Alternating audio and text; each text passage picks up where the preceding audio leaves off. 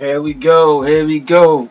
For the premiere episode of a brand new show, Hot Hype versus Cold Facts.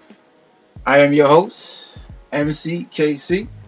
And on this show, objectivity is the only integrity. On this show, what we'll be doing is we'll be taking the headlines of hyped up topics, hyped up sports headlines, and we're going to break them down in a truthful fashion to get the truth out of them, to neutralize these headlines where it's not as much opinion, bias, overhype, and we get more to the nitty-gritty truth so the smart sports fan gets a chance to really understand why that player is good, why that player is bad, or why that player is not performing the way that fan wants him to.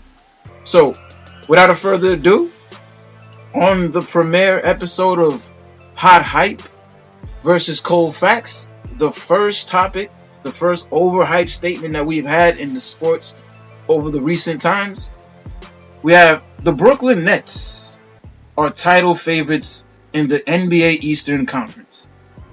Now, the reason I'm going to have to say that's hype, first and foremost, and it's not a fact, because this current rendition of the Brooklyn Nets has never actually won an NBA championship. So why would they be the favorites when in the East, the defending champion is still together in the Milwaukee Bucks, led by MVP Giannis Antetokounmpo? So first off, this is more hype. This is somebody's opinion. Now, the Nets did put together a big three of superstars: Kevin Durant, Kyrie Irving, and James Harden. But right now, Kyrie Irving is not with the team, and they're still a very potent NBA team in the Eastern Conference, but they're not really a championship team without Kyrie Irving. So I'm going to have to go ahead and give you three strong facts to neutralize the fact that the Brooklyn Nets are not title favorites right now. Fact number one: the Brooklyn Nets are the oldest team in the Eastern Conference. So as we break that down a little further, that's fact number one. The reason I bring this up is why they're not title favorites. The chances are this current Nets team suffering injuries to their core players is very high. Their average age is of 30 years old. A lot of their main players like Kevin Durant are over 30. James Harden is over 30. LaMarcus Aldridge over 30. Blake Griffin over 30. These are players that are going to have significant contributions in the playoffs for this Brooklyn Nets team to be able to advance deep in the playoffs. And there's a good chance that their bodies might not be able to hold up for that level of intensity. That's just the first fact I'm going to have to hit you why the Brooklyn Nets are not quite title contenders. The roster is not as deep as you think. Now, fact number two: the Nets' closing core team has played less than 100 minutes together. That is a fact. That's not my opinion. So the combinations of Kyrie Irving, James Harden, Kevin Durant, Blake Griffin, LaMarcus Aldridge, Bruce Brown, Patty Mills, that group of players, they have not had any time to actually build together. And if Kyrie Irving is not going to be playing this year because of the NYC vaccine mandate, it's a good chance that this team never gets the opportunity to build the necessary chemistry to be the level of team that they need to be to go through the East and be real championship contenders. Now let's get right into fact number three. And this is the strongest reason and the strongest fact to why the Brooklyn Nets currently are just not title contenders or even title favorites. Fact number three: Kyrie Irving has the highest postseason plus minus and highest postseason winning percentage on the Nets. That's a fact. Now, the reason I feel like that's a crucial fact, we have people in the media right now trying to say that the Brooklyn Nets can still win the championship without Kyrie Irving, that Kyrie Irving is not important to this team as long as you have Kevin Durant and James Harden. But if you compare the two of them, and you compare what they are in the playoffs. So let's start off with Kevin Durant. Kevin Durant has played in 151 games in the playoffs. He has a plus minus of 750. That translates to per game at a 4.9 plus minus. He has a 62% winning percentage in the playoffs. Let's move on to James Harden. James Harden has played in over 137 playoff games. He has a plus minus of plus 340. That translates to an average of plus 2.4 per game. His record has him as a 52% winning percentage. Now let's get to Kyrie Irving. Kyrie Irving has played in a total of 70 playoff games. He has a plus minus of 413, which translates to a per game of plus 5.9. His winning percentage in the postseason is at a 71% clip.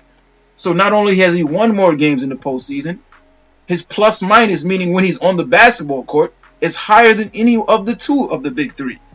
He has a plus of basically 6 points per game in the playoffs, whereas Kevin Durant is 5 points, and James Harden is a little less than 3 points. So the idea that Kyrie Irving is not that important, no, Kyrie Irving is the most important piece if the Nets are going to be championship winners this year, next year, or with this current core of players. And those are my 3 facts to prove that this is nothing more than a little bit of hot hype than an actual fact. But before we close off on the first hot hype, let's go a couple tips, so a little more information as to why, again, the Nets are not title favorites. I'm going to give you 2 more reasons. Reason number 1, not one of the Nets' current stars has actually won a championship as the sole franchise player. Kevin Durant's championships has come with the Golden State Warriors, where he was not the franchise player. That was Steph Curry. He might have been the best player on the team, but that team was built around Stephen Curry. You have James Harden has been in the playoffs. He's never won a championship. He's never even got past the conference finals. So he doesn't have championship experience. Now, Kyrie Irving does have championship experience. He has won a championship in Cleveland. But again, he was not the franchise player. That was LeBron James. So none of their big 3 has ever proven as their franchise player that they can and will win a championship. So again, why would they be the favorites when they haven't proven it yet? And now my last reason as to why they're not favorites this year, their head coach, Steve Nash, has never won a championship as a player, and this is just his second full season as a head coach, and his first full first season without Mike D'Antoni as an associate head coach helping him out. Mike D'Antoni is one of the most winningest head coach of the past 20 years in the NBA. With him not on the bench, the Nets might take a step back, and Steve Nash, again, has not proven yet that he's a championship caliber basketball mind. So that's all for the jury to actually show us. So they shouldn't be favorites. The favorite should be and is the Milwaukee Bucks, the defending Eastern Conference Championship and NBA champions. And that's our first hot hype of episode 1. So let's move into hype versus cold fact number 2. We've been hearing this a lot this year, and it's a quote, all rookie NFL quarterbacks struggle in their first season. Now, it sounds like a good statement. It sounds like it's very realistic. We've seen a lot of rookie players struggle, but that's a falsified statement. That's more or less a myth. We've been looking at this year's current crop of rookie quarterbacks, the 2021 rookie quarterbacks. We can go through them. The 5 top ones being Jacksonville Jaguars, Trevor Lawrence, the New York Jets, Zach Wilson, the San Francisco 49ers, Trey Lance, the Chicago Bears, Justin Fields, and the New England Patriots, Mac Jones. Now, each one of these quarterbacks has struggled quite a bit, except maybe Mac Jones, who's had a very consistently solid season with the New England Patriots. Each other quarterback has struggled significantly. And some people will say, well, that's all quarterbacks struggle. And they've pointed out to quarterbacks such as Peyton Manning's rookie year, Troy Aikman's rookie year, John Elway's rookie year, to say that other great quarterbacks that have eventually become superstars and Hall of Fame players have also struggled in their rookie season. But that's not exactly true. So I'm going to show you that this is more of a hot hype. It's a bias. It's a myth statement. So I can give you 5 quarterbacks that didn't struggle in their rookie year. And these are not anomalies. These are not just random players. Where they were picked, how they were picked, is the reason why they should have been successful in their rookie seasons. But quickly, I'll give you a couple of honorable mentions of quarterbacks that didn't struggle in their rookie years. Baker Mayfield, number 1 overall pick. Had 27 touchdowns in his rookie season. Actually broke the rookie touchdown record in his rookie season. Didn't start till week 3. We have Dak Prescott, rookie with the Cowboys. Had an amazing season in his rookie season. We also have Jameis Winston, also a number 1 overall pick, that had a very good rookie season, broke several records as a rookie. Now let's go into my 5 rookie quarterbacks that just didn't struggle. To kind of disprove this myth, let's go with number 5. 1984. We have a Hall of Fame quarterback, Dan Marino.